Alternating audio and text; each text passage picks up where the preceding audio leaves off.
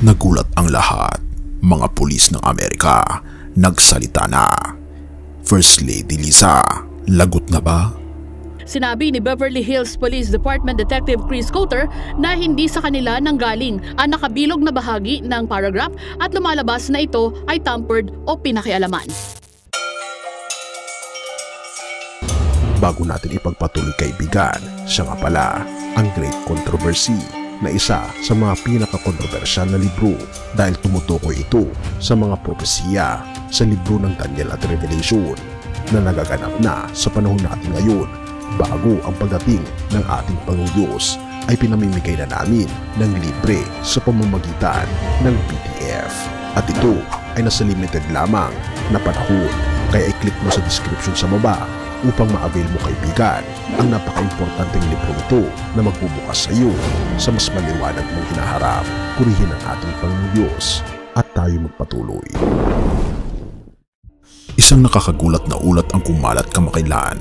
Isang di umano'y police report daw mula sa Beverly Hills, California na nag-uugnay umano kay First Lady Liza Araneta Marcos sa misteryosong pagkamatay ni Juan Paulo Tantoco, ang tagapagmana ng Rustans. Ngunit ngayon, ang mismong mga pulis ng Amerika nagsalita na at ginulat nila ang lahat. Noong Marso 8, 2025, rumusponde ang mga tauhan ng Beverly Hills Police Department sa isang emergency call mula sa Beverly Hilton Hotel. Ayon sa orihinal na ulat, natagpo ang wala ng malay si Juan Paulo Tantoco. Tinangka siyang isalba sa pamamagitan ng chest compressions, ngunit idineklarang patay bandang 12:05 ng hapon ng mga paramedic. Pero ito ang nakakagulat. Isang peking bersyon ng ulat ang kumalat sa social media. Pinangunahan ni dating Palace spokesperson Rigoberto Tiglao. Ayon sa pinalabas niyang dokumento, di umano'y may nakitang puting pulbos na hinihinalang cocaine at ang pagkamatay ay dahil daw sa drug overdose. Ang mas matindi, isinangkot pa sa investigasyon si First Lady Liza, pati na si Dina Arroyo Tantoco at aktres na si Alexa Miro. Ngunit nagsalita na ang mga otoridad. Ayon kay Lieutenant Chris Coulter ng Beverly Hills PD Investigative Services Division, ang paragraph na iyon ay hindi bahagi ng opisyal na ulat. Ang dokumento ay malinaw na natamper o peke daw ito. Dagdag pa ni Donna Corse, record supervisor ng BHPD, ang naturang ulat ay hindi dapat inilalabas sa publiko dahil bahagi ito ng isang death investigation at walang kahit anong bahagi nito ang nagsangkot kay First Lady. Maging ang Malacanang ay mariing pinabulaanan ang mga aligasyon. Ayon kay Claire Castro, tagapagsalita ng Presidential Communications Office, isa itong malisyosong imbento na layuning sirain ang imahe ng First Lady at ng Pangulo. Isa itong malaking kasinungalingan. Samantala, lumabas na rin ang opisyal na medical examiner's report ng Los Angeles County. Aksidente ang pagkamatay ni Tantoco at ito ay may kaugnayan sa paggamit ng cocaine. Ngunit walang binanggit na kahit sinong kasama sa loob ng hotel ang may pananagutan. Ang tanong ngayon, sino ang nasa likod ng peking ulat na ito at bakit ginamit ang pangalan ng isang mataas na opisyal ng ating bansa? Habang humuhupa ang ingay ng peking balita, ang totoong malinaw, walang kinalaman si First Lady sa insidente.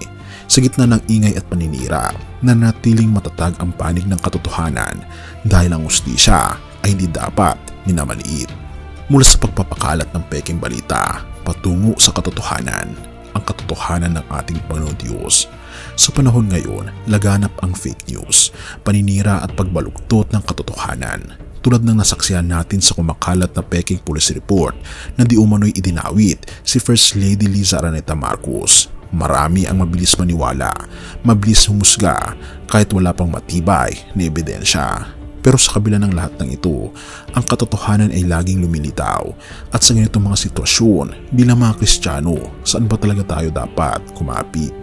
Ang sagot, walang iba kundi sa ating Panginoon Hesus, ang ating tagapagtanggol, ang ating katotohanan at ang ating matibay na muog. Mga awit 46 verse 1, ang Diyos ang ating kanlungan at kalakasan handang saklolo sa oras ng kaguluhan.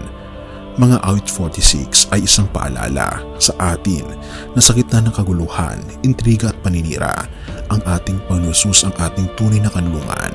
Sa mundo kung saan madaling gumawa ng kasinungalingan at ipakalat ito, ang ating Panginoon Kristo ay hindi nagbabago ang kanyang katotohanan. Siya ay hindi nagbabagong katotohanan. Hindi siya maaring dayain, hindi siya maaring bilugin tulad ng sinapit ng isang inaakusahan pero napatunayang walang kasalanan. Makikita natin kung paano ang ating Panginoong Diyos ay kumikilos upang ipagtanggol ang mga walang kasalanan. Maaring hindi ka First Lady, pero kung ikaw ay sinisiraan, pinag-iinitan o ginagawan ng kwento, pakinggan mo ito. Hindi natutulog ang ating Panginoong Diyos. Ang mga tao ay madaling madala ng emosyon, pero ang Diyos, makatarungan, matyaga, mapagmasid. At kung ikaw ay nasa katotohanan, hindi mo kailangan manlaban sa paraang makamundo. Ipaglalaban ka ng ating Panginoon Kristo. Ang tunay na hustisya ay hindi galing sa social media o opinyon ng marami. Ito ay nagbumula lamang sa trono ng ating Panginoong Diyos. Si Jesus, ang ating Panginoon Jesus, ang Kordero ng Diyos, ay minsang pinagbintangan at hinatulan ng wala namang sala.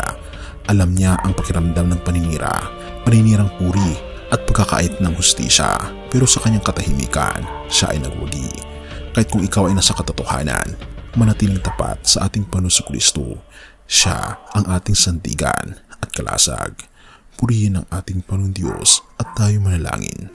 Ama naming Diyos na makapangyarihan sa lahat, sa panahon ng kaguluhan at paninirang puri, ikaw ang aming muog. Ituro niyo po sa amin ang tumahimik kung kailan kailangan at magsalita ng may katotohanan kung kailan nararapat. Ikaw ang tagapagtanggol na mang inaapi at ikaw ang liwanag sa gitna ng dilim. Sa iyo po kami lubos na nagtitiwala, o aming Panginoon Diyos, at salamat po sa pagkikinig ng aming mga panalangin at patnubayan niyo po kami at patawarin po kami sa lahat ng aming pagkukulang at pagkakasala, sapagkat ito po ang aming samot hiling sa matamis na pangalan ng aming Panginoon Jesus. Amen. Bago natin ipagpatuloy kaibigan, siya nga pala ang Great Controversy, na isa sa mga pinakakontrobersyal na libro dahil tumutukoy ito sa mga propesiya sa libro ng Daniel at Revelation na nagaganap na sa panahon natin ngayon. Bago ang pagdating ng ating Panginoong Diyos ay pinamimigay na namin ng libre sa pamamagitan ng PDF. At ito ay nasa limited lamang na panahon, kaya i-click mo sa description sa baba upang ma-avail mo kaibigan ang napaka-importanteng libro ito na magbubukas sa iyo sa mas maliwanag mong hinaharap. Purihin ang ating Panginoong Diyos at tayo magpatuloy.